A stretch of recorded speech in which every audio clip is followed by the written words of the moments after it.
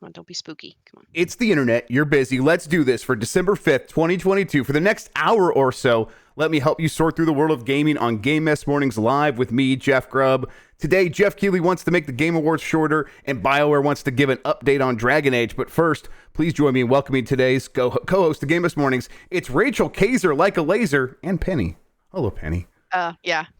Penny's back there. She's being a little spooky this morning. Don't mind her. I like it. I prefer it that way. But how are you doing?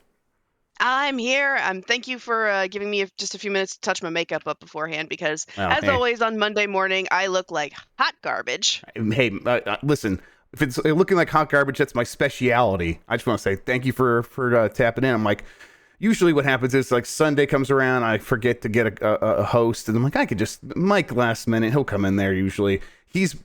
Might be coming back from vacation. He just didn't respond at all. So if he's somewhere, he's either asleep or maybe on a plane. I have no idea. But I'm like, I'll just get Rachel on. I'll have Rachel come on. And you responded, and here we are. I'm very happy to have you.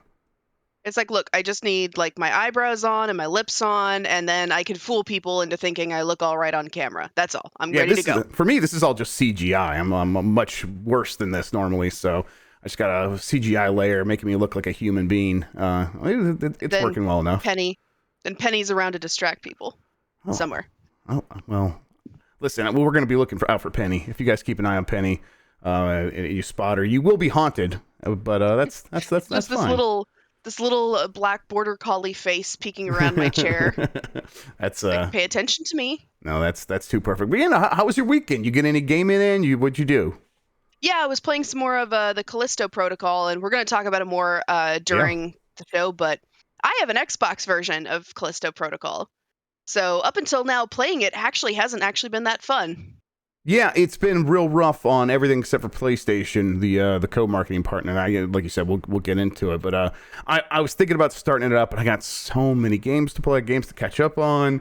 It's like that one was it's on the border of do I need to play this for the end of the year? If not, I'm not sure if it's gonna get into my rotation. I have Dwarf Fortress, which is out today or tomorrow, and I need to play some more of that. So I barely touched it. So yeah, it's just hard to get into. And I'm kind of like, it gives you an excuse. Oh, it needs to be updated a bunch. I was going to play on PC, so I'm like, I'll just wait. But it seems like they're getting there. I don't know. We'll get into it. Before we do, though, let's explain what we do here. Each weekday, I, Jeff Grubb, will help piece your gaming life back together. That includes breaking news and maybe even some of our own original reporting. For all these topics, I'll get the input of a bona fide expert who will make me look smart. If you are watching live on Twitch, welcome. You can always listen to the show later on podcast feeds by searching for Game Mess Mornings or find the RSS on giantbomb.com. Shout out to the RSS gang out there. You can also catch the show later with chapters and timestamps on YouTube. Hello, YouTube. Okay, we have a lot to get into, so let's start the morning mess with the Game Awards 2022 will be significantly shorter than usual. This comes from Luhai Liang at The Gamer. The Game Awards creator and host Jeff Keighley has said the show will be staged on December 8th and will be significantly shorter than last year's event following feedback from viewers. Keighley revealed the change in one of his regular Twitter Spaces streams where he said, "One thing we're doing this year is we're trying to make the show a little bit shorter. I won't say anything officially until we're through our rehearsals, but we think it's going to be significantly shorter this year," he said. Keighley explained that the decision to curtail the show's length followed feedback that the length of previous shows could cause some fatigue. There are a lot of games and a lot of things that want to be part of it, but we're cutting back on those things to hopefully have a bit more of a streamlined show, the host said. While there will still be a number of game reveals and trailer drops, etc., Keighley also tempered expectations by saying that viewers should anticipate fewer big games as part of this year's show, but the host has said that he hasn't felt this good about a show in a while, which he revealed during a Reddit AMA the other day. However, we can expect to see between 30 and 40 games showing new content and a fair number of new game announcements. What do you feel about a shorter the Game Awards show from Jeff Keighley? Because that sounds like music to my ears. Oh God, please, Jeff, yes. Although the way he phrased that kind of makes me think it's not shorter necessarily because he wanted it to be shorter, but because they have fewer things to announce. Right? Yeah. Does it kind of feel like that's the possibility? I mean, I considered that. He does say like, oh, it was due to feedback. But then he's like, well, there's fewer big games, but then we're also going to include less of the stuff that was causing the show to go long. I'm like, well, you already took out a bunch of awards. It seemed like all the rest of the stuff that was in there were like the big games and then a bunch of advertisers. And I have a hard time imagining he's going to pull back on the advertisers because this is a big undertaking. The man's got to get paid. Right. So, are they going to pull back on even more awards on the show itself? A lot of those awards get handed out on the breaks, during the commercials, off screen. So it was already like they seemed like they were at their most cuttiest when it came to putting stuff on the editing room floor. And I don't know. It's always, it's a bit weird to like imagine like where those cuts can come from, other than maybe there aren't as many big games as a possibility. It seems like that might be the case. Although, it's weird. He says that he's more excited about this show than he has been about one in a few years. Maybe it's just like he's got a couple of ones that are big hitters. Does that seem like a possibility?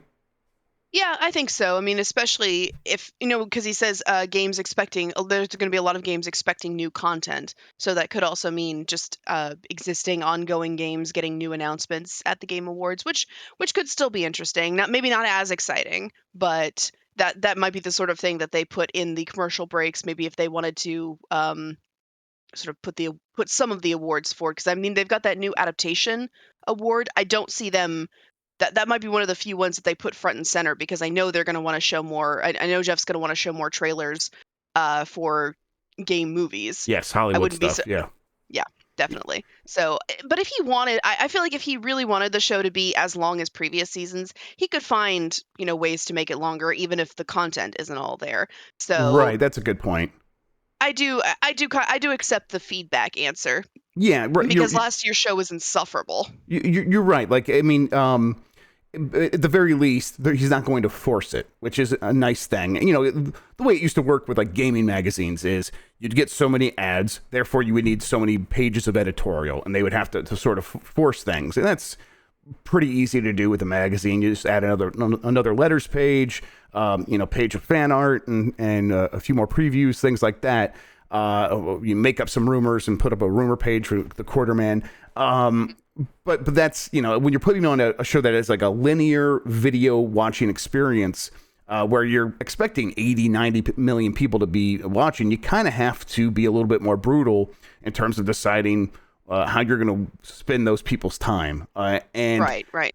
At a certain point, you want to avoid wasting people's time as much as possible. And I think I've been mostly okay with the Game Awards for the past couple of years. Last year was, I think, a little bit more like I came out of it feeling, okay, that kind of wasted some of my time.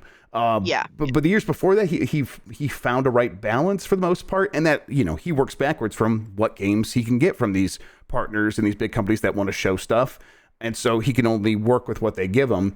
And it seems like fewer and fewer companies are ready to make big announcements on these predetermined dates. Fewer big things showing up at E3, fewer things showing up here, right? I think that's part of it, is that there just and when he says there's new content, it kind of makes me think that it's going to be games we already know about, but like we're going to get new trailers for them, like maybe a new trailer for just top of my head, Resident Evil 4 remake, maybe. Yeah, so I think that's probably what it's going to be, mostly like new information about stuff we already know about, as opposed to stuff that we have never heard of before. Which is still interesting. Yeah, and I think you're right on there. I think one of those is this next story, which let's get to it right now. According to Steam, Star Wars Jedi Survivor is launching March 15th. Wario64 posted this morning, right before we went live. We can just take a look at it right here. Let's bring it up. Yes, give it to me. Put it in my greedy little hands. Yes, exactly. So you go to Steam. This might not be up any longer, but some screenshots here from Wario64 shows the game up on Steam with a release date March 15th, 2023. They added a bunch of details about the story, or about stage setting, all those things. This is right in line with what I've heard for a very long time now, that this game was coming out by March. The hard thing there for a lot of people was, well, how have we not heard a date if that is only now just a matter of 3-4 months away? And the answer to that was always, as far as I heard from the Disney side, was Lucasfilm had a very specific idea about how they wanted to do the marketing for this. And I think that included, hey, we have this relationship with Jeff Keighley. We're going to bring the game there to the Game Awards, and we always intended to do that. So I think on Thursday, we get this confirmed 100%, and that date is probably going to stick, or at least that general date range, where sometime that week, if it's not March 15th itself, if that is just some kind of placeholder, the official date won't be far off from that. This game was always supposed to come out before the end of the fiscal year. It'll hit then. Where are you at with this? I mean, you said your greedy little hands. I'm right there with you. Yes. You're excited about this? Oh, absolutely. But I will admit that description of the story doesn't tell me anything. That is a whole lot of word salad of nothing. Yeah, there's a little bit more there. Make a stand. Cal Kestis was make a stand, and I'm like, that doesn't tell me anything. What is it gonna do? What's the story about? Yeah, you're right. The stuff that I wrote here, because I'm like was kind of rushing, and I picked this out, and by the time I got done writing that, and you're right, it's like the story of Cal Kestis continues, push the edge of the galaxy by the Empire. These are things we all knew. There's a little bit more. Continue Cal's journey. No longer a Padawan, Cal has come into his own and grown into a powerful Jedi Knight.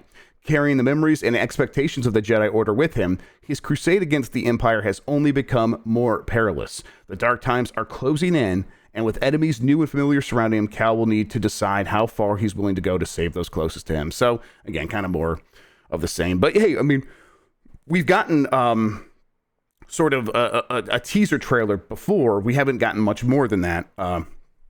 This... At the Game Awards, I'm expecting a little bit of gameplay, a little bit of cinematics, of a date. It should really be the full marketing campaign kicking into high gear, honestly, kicking into any gear at all, really, because this is going to be the beginning of a really quick sprint to launching this game in March. And I'm pretty excited. Star Wars Jedi. What was the first one called? Jedi Order. Fallen Order. Fallen Order. Thank you. One of my favorite games in the last couple of years, and so I'm like, yeah, give me more of this. Absolutely. What you said though about the Keigleys of games we mostly know about, rumors we might have heard, and my bad about that, but things we might have mostly known about, getting confirmed or getting updated. That is where the Game Awards have mostly fit in. Obviously, there's been some big announcements, some really big announcements here and there. But it does seem like that's where the industry is at, where, hey, we got things that are ongoing or things that are coming very soon that we've already announced elsewhere.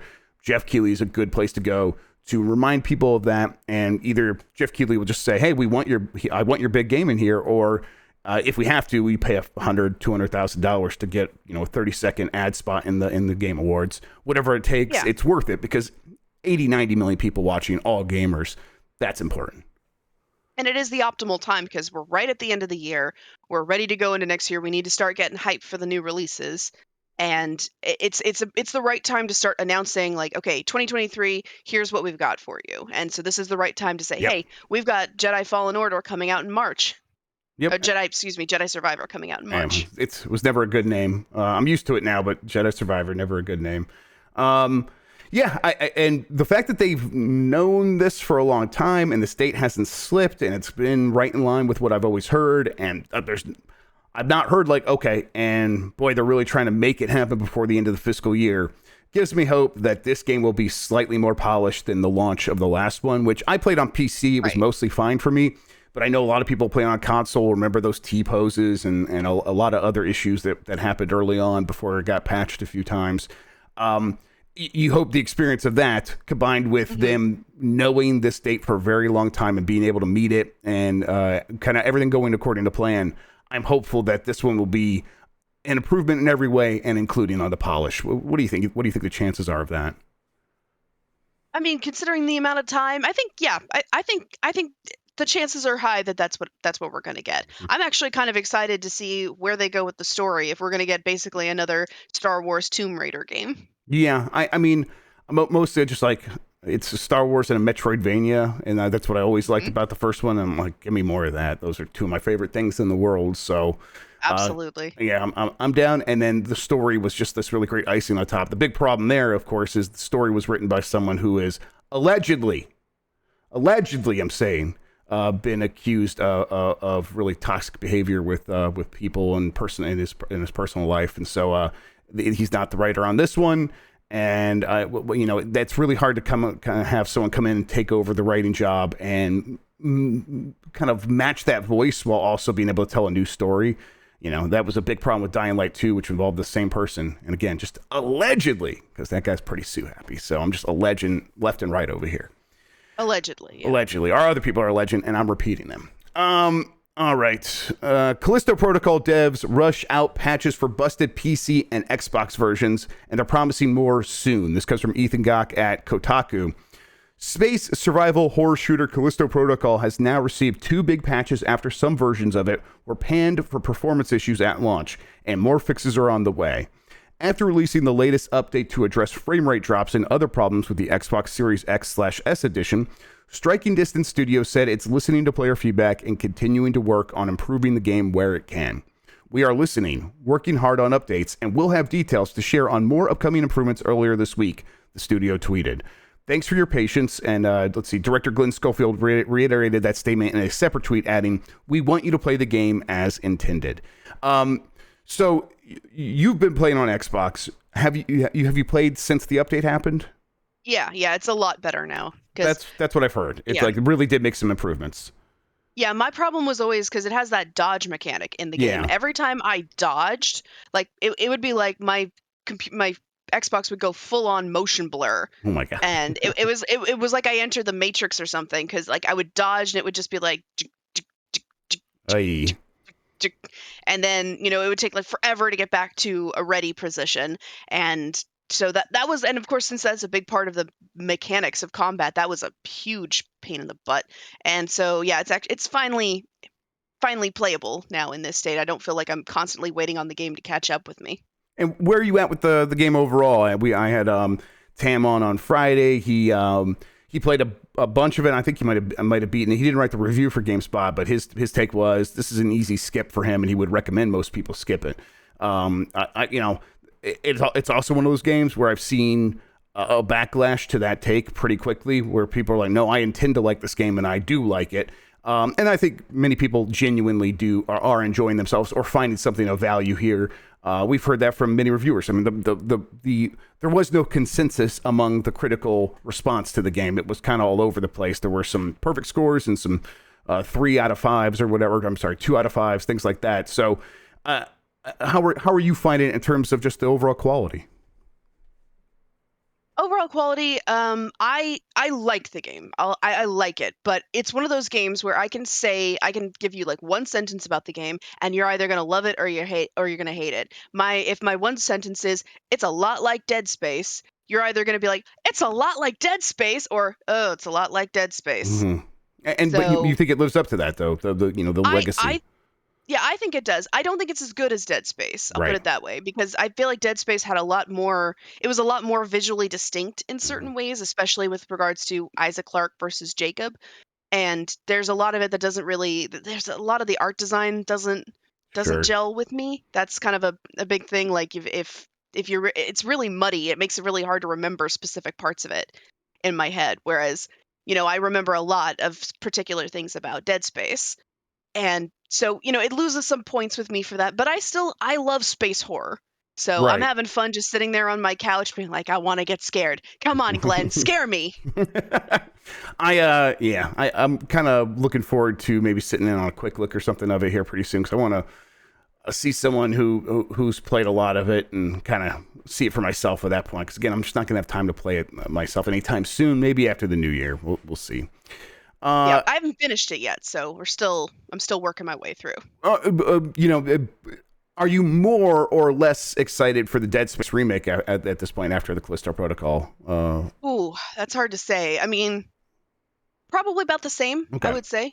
Yeah. So I'm excited. It's still needed. It seems like the Dead Space can still fill a specific gap in the market that the Callisto Protocol didn't like eat its lunch or anything like that. I mean, obviously, again, the reviews are all over the place. So for some people, clearly they're still waiting for Dead Space. Yeah, that's fair. Yeah, absolutely. I'm looking forward to kind of see how they continue to improve this game. They really need to for their own purposes. They've made a big deal about DLC and like a season pass for the Callisto Protocol. They wanted to keep going and going.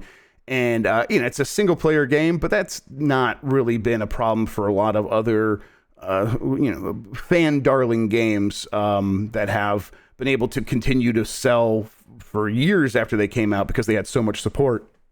I think the idea here is to replicate that, and there was always going to be a passionate audience for this, and by specifically serving that audience, it seems like this game could have a chance to live far beyond this initial conversation that we're having. We're going to move on quickly, and these early conversations probably won't be very relevant for very long because of the updates, and then because of the DLC.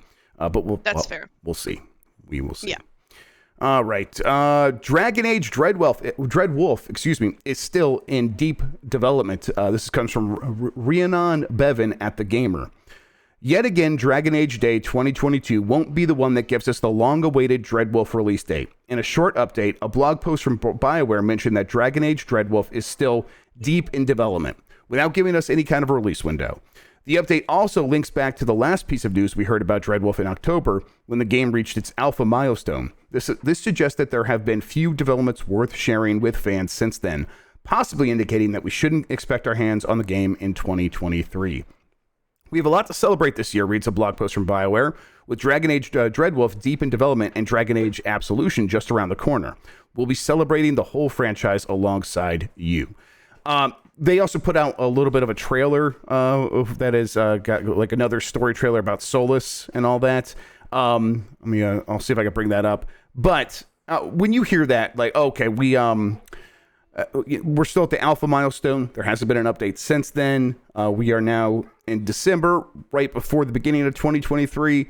Where are you at in terms of your hopes for playing this game? Is it by the end of 2023 or even later? I mean, like, my heart wants to play before the end of 2023. My brain is like, oh, no, we're still a ways out from getting this game. Because if we're just at the alpha milestone and we're not ready to show anything else yet, then it's probably still quite a ways off from being finished.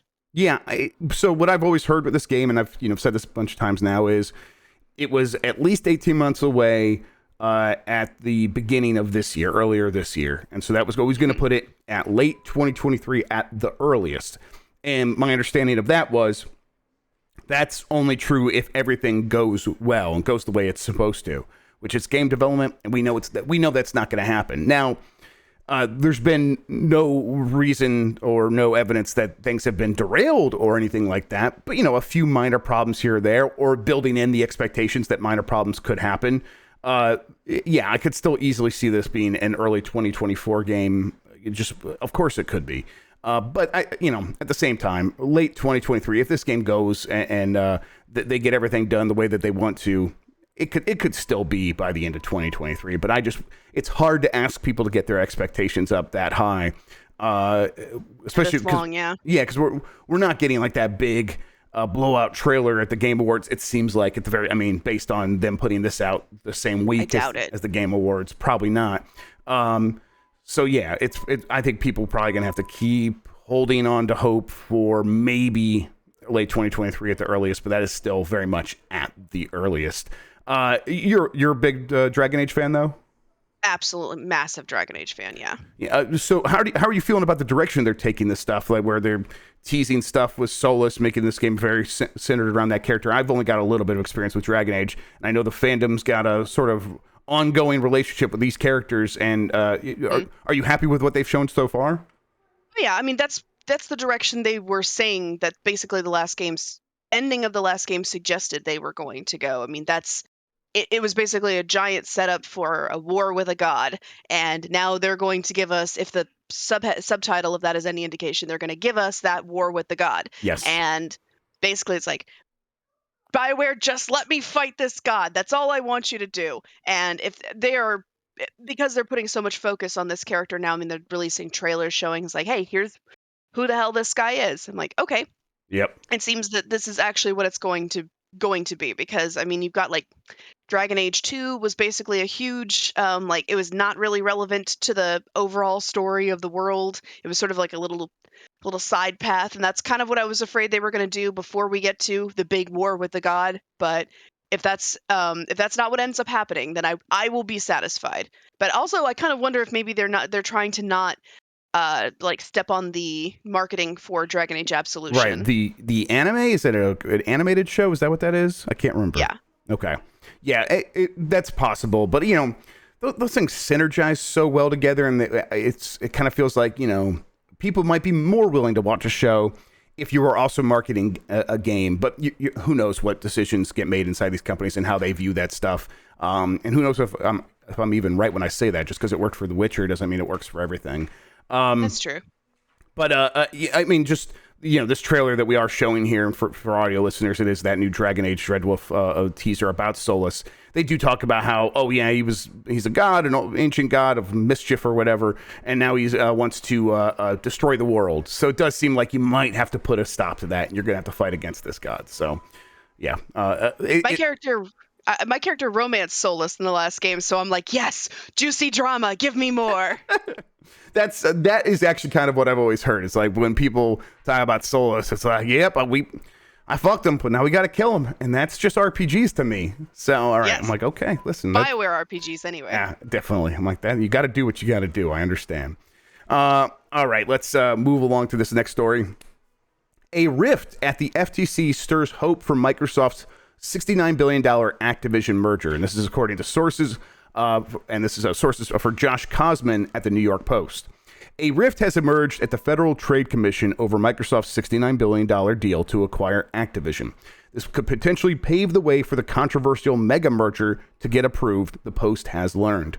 At least one Democrat on the 4-member panel has recently taken a sympathetic view of the merger, according to a source close to the situation. That, in turn, could create a difficult path for FTC Chair Lina Khan, who, according to insiders, has eyed Microsoft's deal as a major target as she looks to burnish her credentials as a trustbuster of big tech.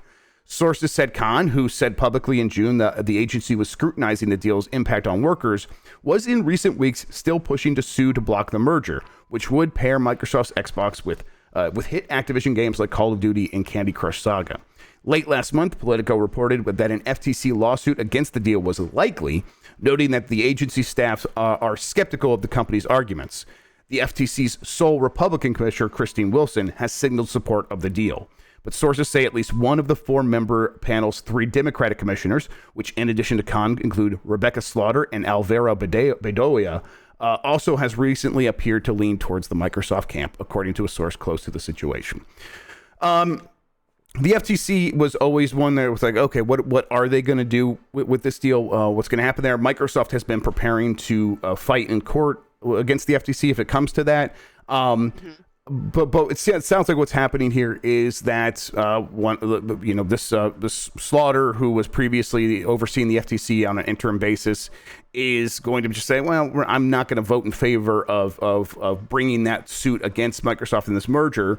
So to avoid a situation where Lina Khan's leadership might look in question, it sounds like Khan will not even bring that up to a vote. And that would basically mean that she would have to instead, if she wants to have a say on this, go directly to Microsoft and try to make cut a deal directly with Microsoft. That's the path laid forward by this story, where to avoid a slight embarrassment of, hey, I'm going to bring this lawsuit and then I'm going to lose in my own commission. Khan is going to just be like, okay, no, I'll just go and get a concession directly from Microsoft and call that a win instead. This is not too surprising to me, Rachel, because Microsoft has spent years and years and years cultivating relationships in DC to be the good guy of the tech industry. And this is those investments paying off. That's not too surprising, right? That it makes sense as well. I mean, because I will say, like, the last couple of months, I would say, well, at least the last few weeks, feels like it's been months, but we've been like looking at this from the lens of like, here's how Sony's been arguing against it, and we've all been kind of mocking Sony because I think their arguments have major flaws in them. Absolutely. But there are legitimate reasons why the FTC might not want this deal to go through. Yeah, just because it's so massive, you want to look at the implications. And it has the potential to disrupt things in negative ways. Khan has always said she wanted to look at what this would mean for the workers. And I think on that front, Microsoft would have had a strong case to be like, listen, the workers are not doing necessarily very good under Bobby Kotick. Come on. And we have a history of treating our workers better. Regardless, though, you have to, prove that and show us how and make promises. And of course, if you were in a position where Lina Khan, this this young upcoming 33-year-old regulator that wants to show that, hey, things have changed in terms of how we are going to regulate big business in Washington.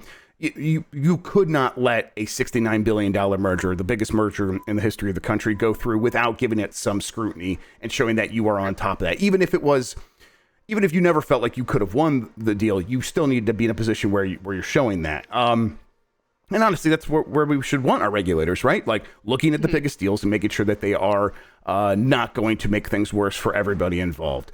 Yeah, that's her job. Yes, that's her job. Now, because of the politics of these situations, though, it seems like she's not going to be able to fully do her job the way she wants. But it also feels like she's still going to be able to get probably some concessions and probably similar, especially if she leverages what is happening in the UK and the EU.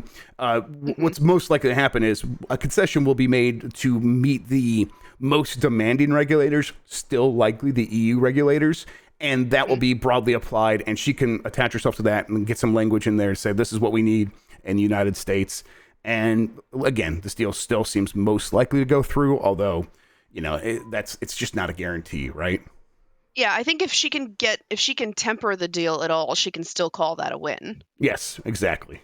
Whereas, if this goes to court and her own house isn't in order, then this would just be a disaster, probably. Erevan in chat says, it's the implication, Jerry. That's right. It's the implication. All right. I mean, this deal continues to be something we talk about almost every day, at the very least every week. We are getting towards a point where it feels like things could come to a conclusion, but they've said from the beginning this could take until June, and boy, I hope that's not true. I hope, honestly, the idea of no lawsuit is exciting just because we wouldn't have to talk about it for quite as much longer as if that did happen, which could really drag it out. But that's just me being selfish. All right, let's do an update on this Smash Brothers Smash World Tour story. Panda CEO is removed after mass roster walkout following Smash Bros. Esports allegations. This comes from Chris Scullion at VGC. This just a quick update on this, or a quick backstory on this.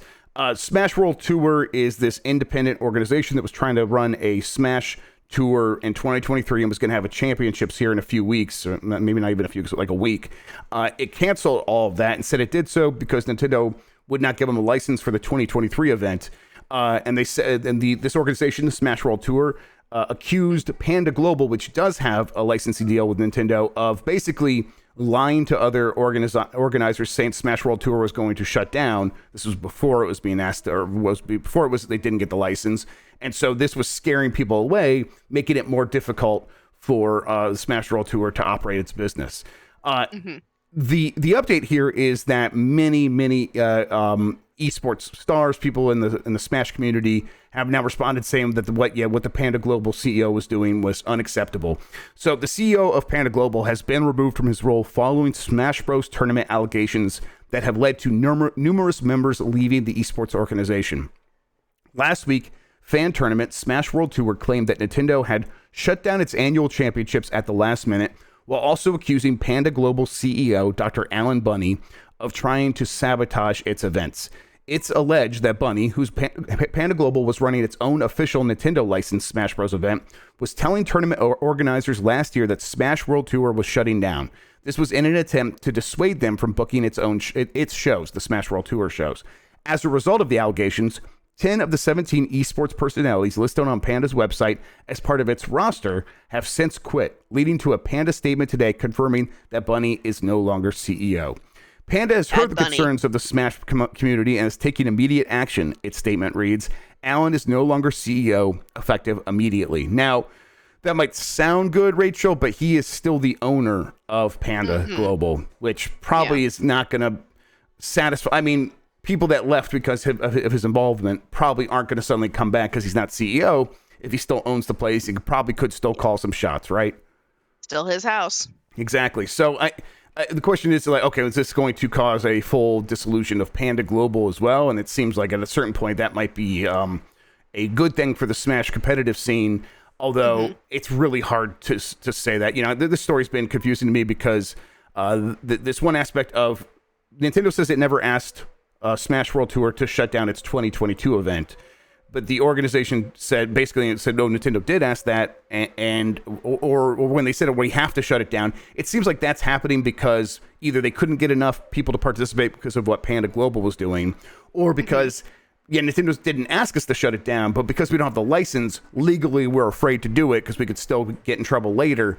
And I'm like, okay, I wish someone would just come out and just say exactly what happened there, but while it's still uncertain, I think from Nintendo's side of things, they don't mind that this is kind of messy because they really don't want a robust Nintendo esports community outside of their control, where things could happen involving their games to make them look bad. That's already happened once. They've tried to take control of it, and now as these organizations have popped back up and tried to make it work, Nintendo's like being very gun shy, and I think it's causing big problems for all these people that are like, listen, we just want to play Smash Brothers and we just want to have this esports community that we love and have it thrive. And Nintendo's like very afraid of like what weeds could pop up in that garden, right? Yeah, I can see that. I mean, I guess I can kind of see it from Nintendo's side, but I mean, although I will say, like, if this many people resigned, I feel like there had to have been some issues. There had been some hinky stuff going on beforehand. Some of the people that did resign say, listen, Panda treated me nice and all this stuff, but this was unacceptable. So I think a lot of this, I mean, maybe there might have been some other stuff, but as far as we could tell from the public statements, this is mostly esports pros having the back of other esports pros is what it seems like. I mean, if that's all it is, then, bravo to them for taking a stand. Yes. I'm just saying that I feel like it has to, there has to have been some whispers behind the scene that things were not completely on the up and up. But yeah, if Bunny actually did all that, then, shame on him. Yes. Well, there's some other people kind of trying to make a Smash tournament happen. One of the people nominated for Gamer of the Year or whatever on the Game Awards, I'm trying to remember his name, Ludwig is going to have or is trying to put together a Smash tournament with $50,000 on the line. So we'll see how it goes, from here. But at the very least, it continues to be messy in Smash Brothers esports communities. All right. XCOM-like Metroid Tactics was reportedly pitched inside Retro Studios. This is just a fun one, primarily of Did You Know Gaming, but Jordan Midler at VGC puts together the story for us. According to Did You Know Gaming, which has been on a roll with these kinds of stories recently, which claims that a leading member of the Metroid Prime team pitched the game, which was styled after the XCOM series, to higher-ups at Retro following the conclusion of the Metroid Prime series.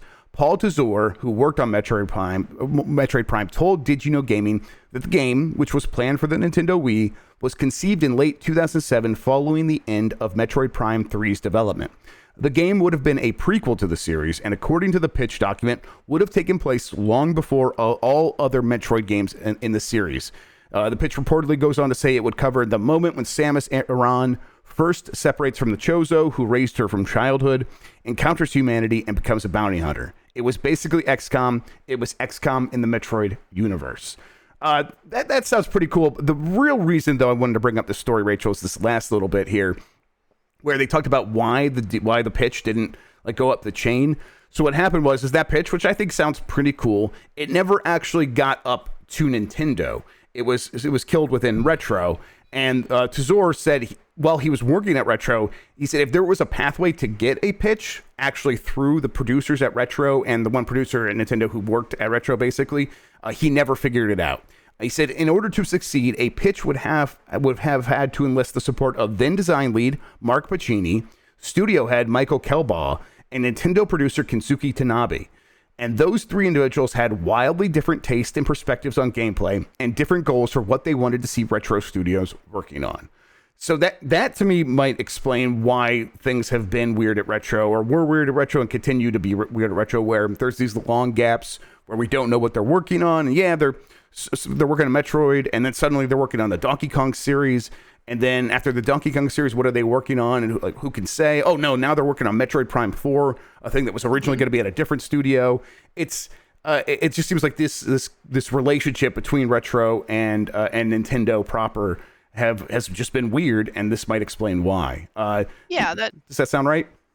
Yeah, it sounds like although the wording of it is a little confusing, the pitch didn't succeed because he didn't get the support of those three people. Yes. Is that what? Well, Okay. or at least some of those three people. It sounded like you need to get all three of them on board and like working in unison to then take it up to Nintendo itself. Tanabe is one of these producers, and it's a Nintendo who oversees one of the branches of Nintendo production. I can't remember the actual name of the team, but it's one of the Nintendo teams that works with all these outside studios, and Retro being one of them. You know, outside owned by Nintendo, but still they see it as an outside of Nintendo Tokyo and Nintendo Kyoto and stuff like that.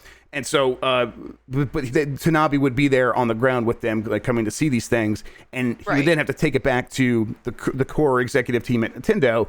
And it just sounds like it never made that trip over there because they could not get Calball and Pacini and Tanabe all on the same page, which it sounds pretty frustrating, and I think it's probably one of the reasons why we haven't seen a lot more games out of Retro, and instead they suddenly are now back on Metroid Prime 4, which I'm not complaining about, but it's a trying game to herd the cats. Yeah, exactly. It's a game that will come out long after their last game, which was still Tropical Freeze, right?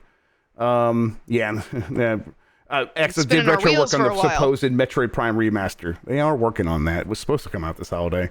This hair's gonna get buzzed here pretty soon, everybody. So don't worry about that. Yeah, make me sad. I gotta do what I gotta do.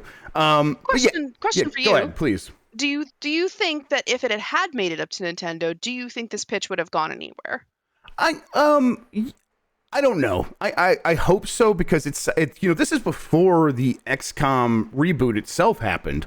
So it's like, man, they were kind of onto something where that would have been, I think, a pretty interesting fit for that universe. I guess the difficult thing there would have been imagining how that kind of gameplay would work with a star character like Samus, which is like, this involves Samus instead of just being like the random Space Marines that you get from some of those other games that were weird Metroid spinoffs. Yeah. But yeah, I think that Nintendo probably would have been okay with something like this. They've done tactics games a bunch, and they've tried a bunch of stuff with Metroid. So why not this? I think it could have been a good fit. All right. Let's move on to Halo Infinite's multiplayer director has quit 343. This comes from Andy Robinson at VGC. Halo Infinite's multiplayer creative director is leaving the studio, he announced. Tom French shared the news in a tweet on Friday, writing, "After over 11 and a half years on Halo, I step out of my Spartan armor for the last time today to head off to new adventures. It's been a massive honor to have been part of the game, of a game that I love so much as a player and admired so much as a developer. I couldn't be more proud of my time at 343. French's departure coincides with the recent arrival of long-awaited features such as Campaign Co-op, the Forge Open Beta, and Mission Replay, all of which were previously delayed on several occasions. The exit also follows other senior departures from the Microsoft studio, including its director of engineering and Bonnie Ross, who was the studio head for 15 years. I think it's not too surprising that things have continued to be shooken up over there at 343 after Halo Infinite, a game that is a good game that never found its footing as a live service ongoing game, and not just found its footing, obviously had major slip-ups that caused a lot of people to sour on what is otherwise a really well-made product. It may be, if it was a product though, that might not have been an issue. The problem is it wasn't a product, it was a service, and it was in no way, shape, or form ready for that stuff. And at a certain point, it does seem like the leadership at Microsoft Gaming, is looking at 343 and letting some heads, or maybe like creating an environment where it's like, listen, we are going to make some changes, so people are taking their opportunity to move on. That seems like what's happened with multiple people at this point. I definitely heard that's like one of the things that kind of did happen with Bonnie Ross. I know there's some like issues there where she talked about leaving for personal reasons, but she also said that she was going to leave anyhow after that, so she just accelerated it. I think she was always intending to leave because of the same thing that's probably happening here, where they are looking to change leadership, which I think is only fair after something like Halo Infinite, right? That the development there was just such a mess. True, although they had worked at 343 for a long time. I mean, Bonnie Ross, 15 years. Yes. Tom French, 11 and a half years. I mean, if they hadn't released Halo Infinite and they still said they wanted to leave, like, this wouldn't raise eyebrows at all. But I do think that, Halo Infinite's not helping. Yeah. It's the kind of thing where, so many strikes and you're out. And they haven't had all strikes. I think they've had people really like some of those campaigns in one game, and they really like the multiplayer in another. And in general, I really like Halo Infinite. But it's hard to feel good about it these days. Although I know the Forge stuff and the things they're doing now are kind of putting that game into a good place, which is kind of a shame now, because it also feels like a lot of people are like, I don't even want to work on this anymore, and so they're leaving. And of course, we're reading into this a lot. Who knows? Any one of these departures could just be the most natural thing in the world. Working at a place for 11 and a half years, like you said, that is a full career in many aspects. And so, of course, some people are just going to want to move on. So in case I'm overstating things there, I'll put that caveat on top of it. Harmonix to shut down Fuser. This comes from Marie DeLisandri at gamesindustry.biz. Harmonix will be retiring Fuser on December 19th, though it'll still be available offline to players who own it.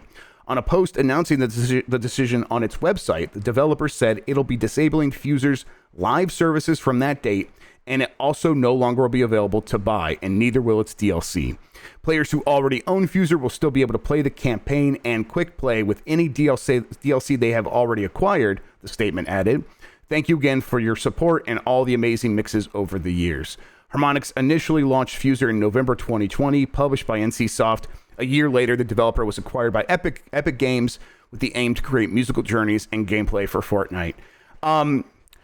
Rachel, Fuser's fate was sort of sealed right when it came out, and right at that same time, Twitch was like, hey, playing music on Twitch is going to get you killed. We're just going to kill you if you try to do that. And right then, it's like, oh, okay, well, Fuser just can't work because it's a game about people remixing copyrighted music.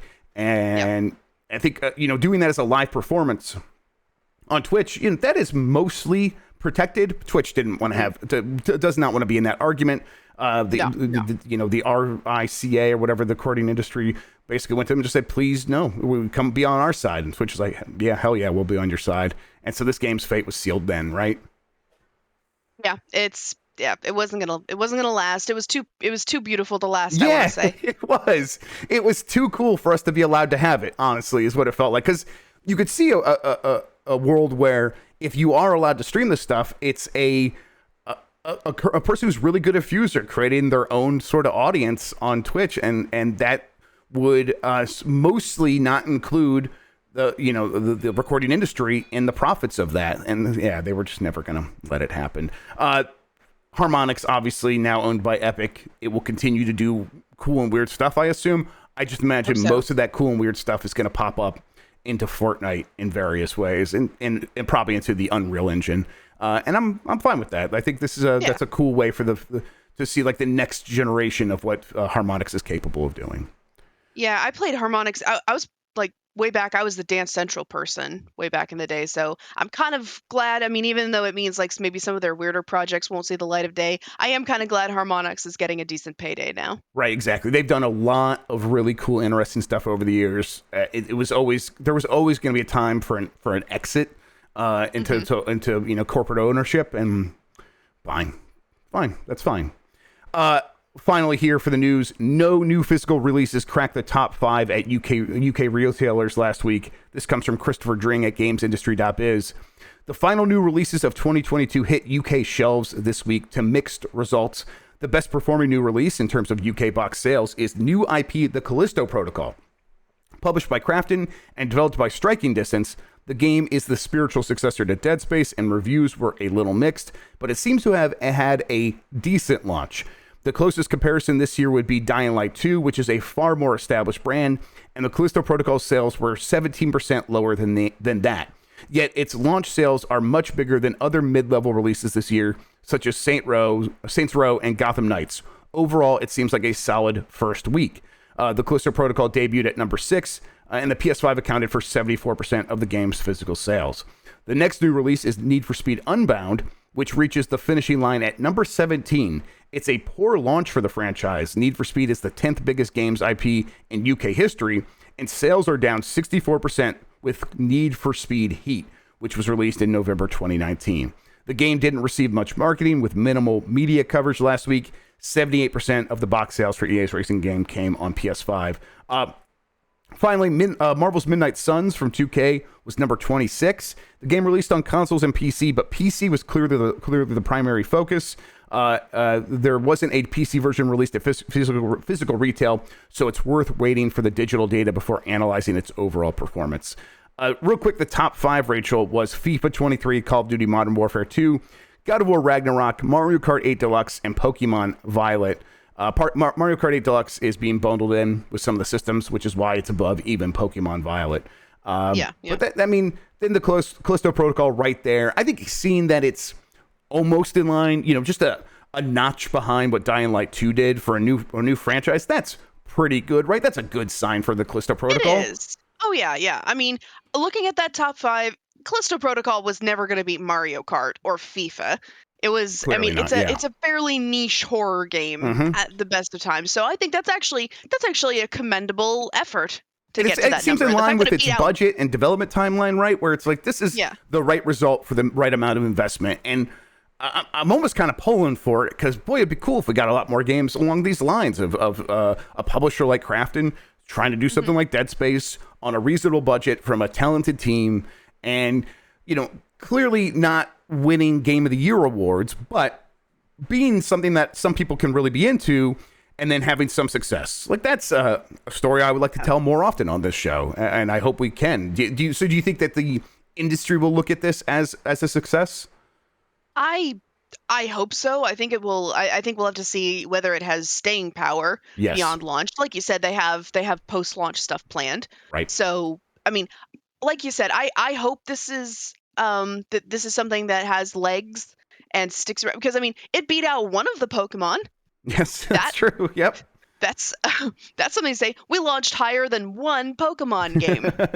Yeah, and higher than Nintendo Switch Sports, which has continued to be a juggernaut on these charts, and it beats Sonic Frontiers. So there you go. I'm a little sad that Marvel's Midnight Suns didn't rate higher, but again, that's even more niche as these things go. So yeah, like they said, we're gonna have to wait for the digital data. That game was always gonna do better on PC, but I suppose they did put it on consoles. You might want to see a little bit better performance there. That one feels like it's going to be a word of mouth success because as more people play it, more people are falling in love with it, which is, I think, a surprise to a lot of people. So we kind of have to just kind of wait to see if that word of mouth actually translates into long-term sales. But I hope so, because it's a pretty cool game from what I've seen so far and played so far. All right. I haven't played it yet. I need to get that next. I just started it up a little bit ago and was enjoying myself, and I watched Jan on the Quick Look, which people should watch that Quick Look. I think we do a pretty good job of capturing things there. But yeah, it's pretty good. All right. Rachel, where can people find you while I bring up my poll question from last week? All right, you can find me on Twitter. All the stuff is going through there. I had a bit of a hiatus with my personal writing, so if anybody was desperate for more Golden Girls and Perry Mason writing, don't worry. It's coming back before the end of the year. I was actually sick last week, so I've been out of it for a little bit, but it's all coming back. So all my writing for Games Beat and all my my live tweet of the Game Awards is going to be at my Twitter. I can't wait. So until I get over properly onto Mastodon, until I get used to everything over there, probably. I'm staying on Twitter till the bitter end. Oh yeah, I'm going down with the ship. I've always said that. I got a hive, but I'm also going down with Twitter, which does seem like it's breaking a little bit. Which I know people hate the Twitter talk, but I use it for my job, so fuck off.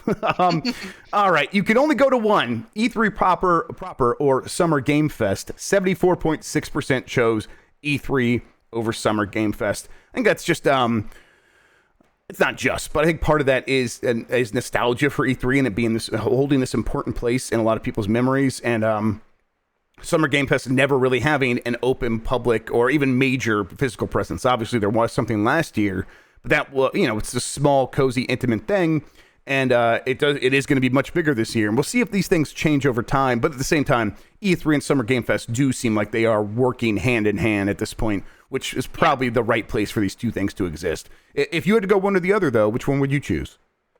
I would probably go E3, but in my case, it is definitely just nostalgia. Yeah, I want to be able to, because I've never actually been to an in-person E3 before. I would like to say that because I've been sort of like on the periphery of the games industry before in my career, and like that was the only time when I could have afforded to go. And now I'm like finally in a place where I can afford to go, and it's like, hey, E3 might be dead, and I'm like, God darn it, why are you doing this to me? Yes, let's go this year. I'll be there. We'll hang out. That'll be great. That'd be awesome. Yeah, still really fun and important for a lot of people working it. Unless you're Jeff Bakalar, in which case it just makes him miserable. But that makes me happy because it's funny when he's upset. Yeah, when he's kvetching over there, it's good stuff. All right, people want to know why Goku is trending.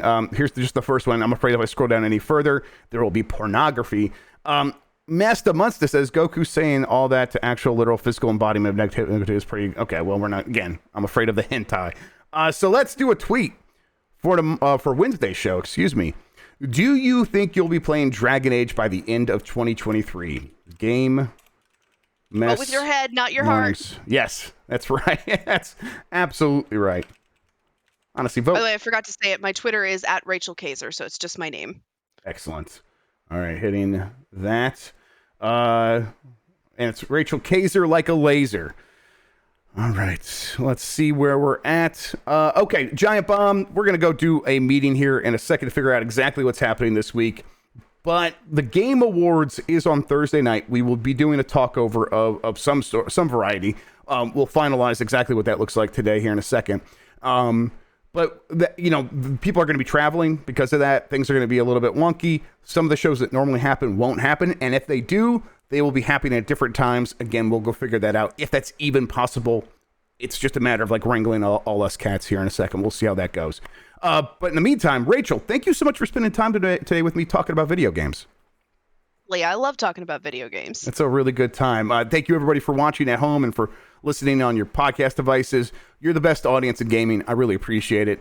Until next time, have a good one. Take care of yourself, and goodbye.